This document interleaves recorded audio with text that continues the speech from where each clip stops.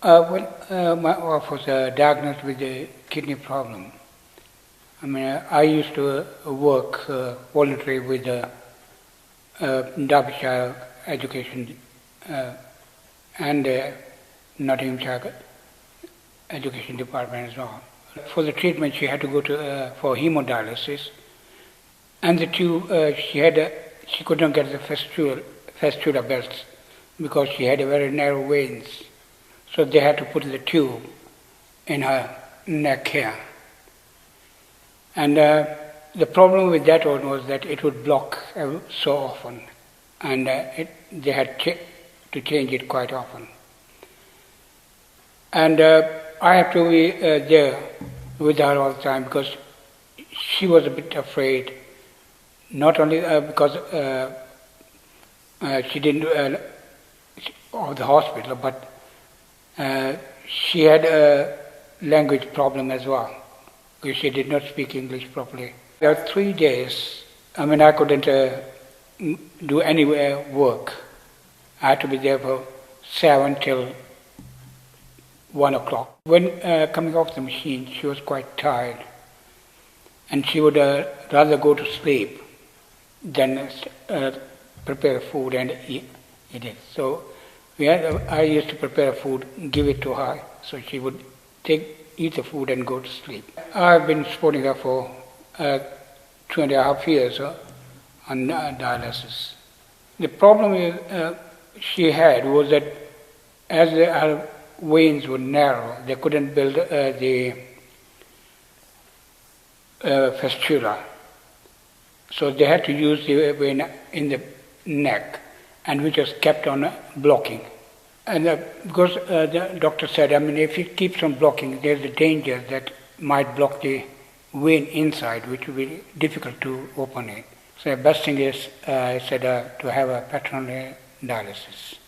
The machine had to set up the machine every night for her. And when she was ready for bed, then I had to connect the machine to the tube. And then in the morning, then I have to disconnect it and take all the readings and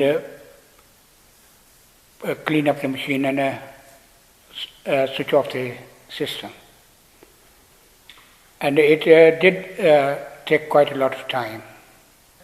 She had been going in and out of hospital, having some problems, and her health deteriorated. And most of the time now, then she went on, she couldn't walk, then she was on a wheelchair, and her bones became brittle, so I had to do the whole work. Cooking I had to do, cleaning, and even giving her a bath. So I became a full-time carer. I had to put on hold my work. Towards the end of the doctor said her organ was failing. She had blood pressure going down as well. They couldn't bring it up. It would come up and then drop down quickly. And I was called by the doctor and explained that just to ask, if the heart stops, should we resuscitate her or not? Because her bones were brittle, they said it can break her ribs. Which I said, yeah, please don't do it. And I had to, they had to stop dialyzing her as well. And it took her about 3 days, and she passed away after 3 days.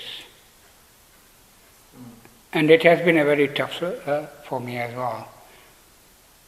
For me and my son, because my son was also has been between sometimes, but it has been a very tough time. It does affect their families.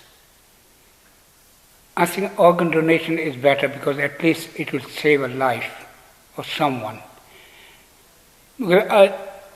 People think organ donation is not good, but I think it is good. It saves somebody's life. If not, if they think, there's no reward, there is. Because the person who is alive, due to that organ donation, donated to him, he will always pray for the person who has died and has donated the organ to him. He'll always be praying for it.